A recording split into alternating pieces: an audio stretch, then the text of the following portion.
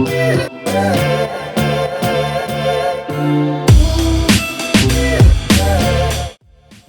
make some creamy, smoky cashew queso, you are going to need to soak 1 cup of cashews overnight or in hot water for at least 2 hours.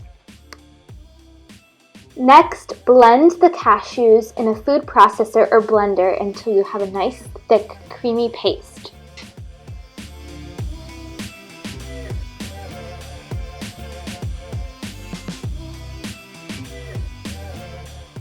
To flavor our queso sauce, we are going to be adding 1/4 cup of neutral unsweetened plant milk, 1/4 cup of nutritional yeast, and a couple of tablespoons of your favorite salsa.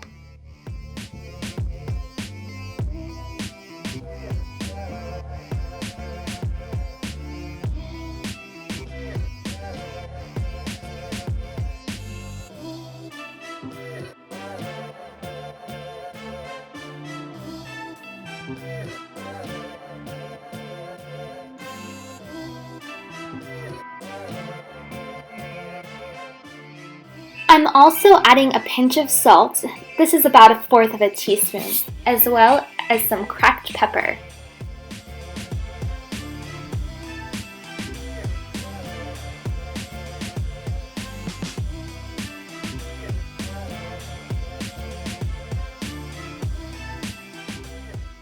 And then we can't forget my favorite spice, smoked paprika. This really adds a delicious smoky flavor to our queso.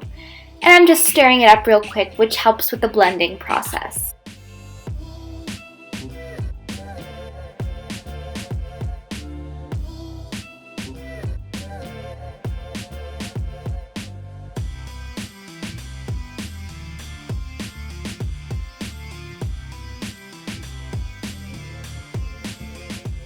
You're going to want to blend your queso until you've reached the desired consistency.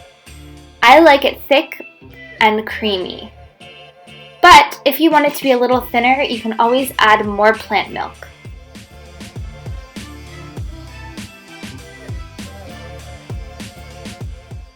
To serve, I heated my queso up in the oven and ate it with some warm homemade tortilla chips.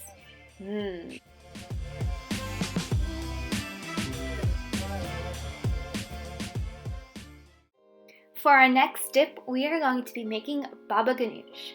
You want to start out by chopping 2 medium-sized eggplants in half.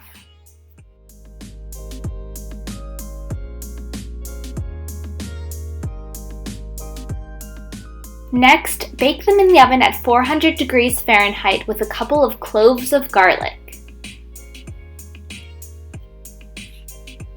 When done, the inside should be nice and soft and fall apart just like this.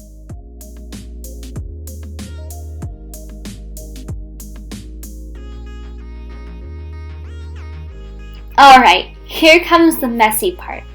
So you're going to want to scrape out all the insides of your eggplants into a strainer on top of a bowl. That way all the eggplant juice will strain and you won't have watery dip. Next, kind of press the eggplant down so the juice will drain a little bit faster. You can let that sit for about 5 to 10 minutes.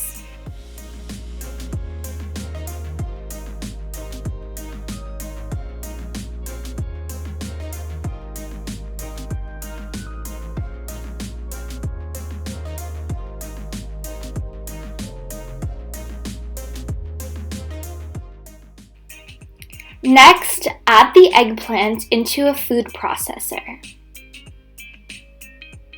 Squeeze half of a lemon.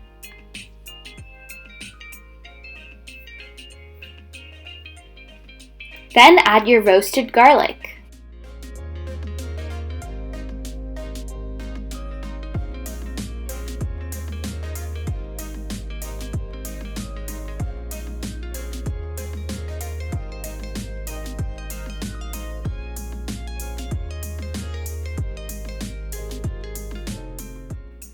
Add a 1/4 cup of tahini to make this nice and creamy and toasty tasting.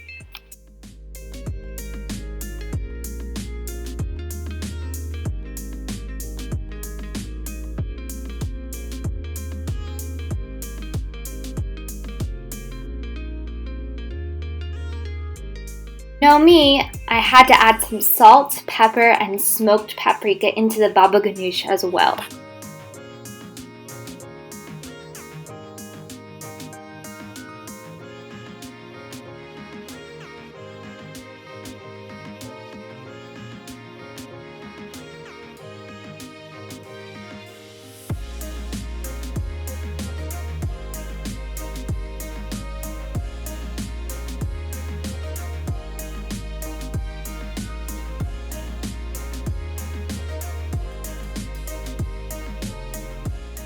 Blend until you've reached the desired consistency.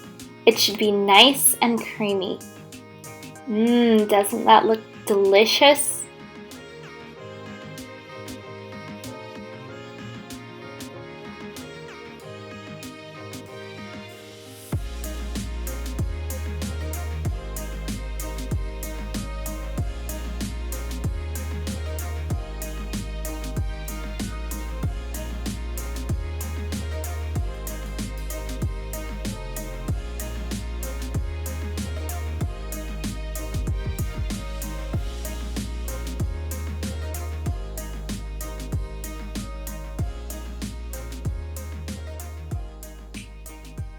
To serve, I top the baba ganoush with some more smoked paprika and a drizzle of olive oil. I'm just eating them with some toasted pita chips, but it would also be delicious with veggies.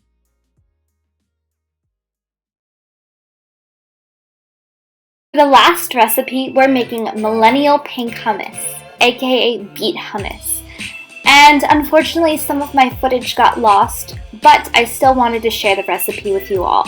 So, what you'll need to do is rinse and drain a can of chickpeas and add it to a food processor along with 2 to 3 small roasted beets. Mine were pre-cooked. I also added a 1/4 cup of water and a 1/4 cup of tahini. You could also add a little bit of lemon juice and salt if you'd like. Then blend until you've reached the desired consistency. You might want to add a little bit more cold water as you go if the hummus is too thick. You might even want to add more beets for color.